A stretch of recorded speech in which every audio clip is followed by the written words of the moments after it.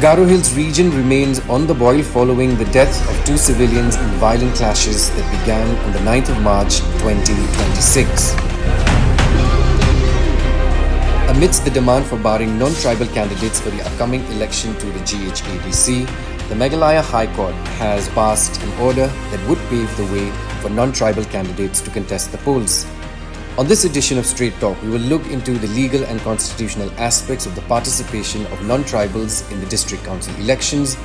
Joining us on the panel is VGK Kinta, Senior Advocate, Thomas Pasa, Working President, Khon Hinyautrep National Awakening Movement, Roy Kupar Sinrem, President Hinyautrep Youth Council and Chairman of the Confederation of Meghalaya Social Organizations, Pinchnganlang N.S.A., the former KHADC CEM, and Bernard N. Marak, the Vice President BJP Meghalaya and Tura MDC.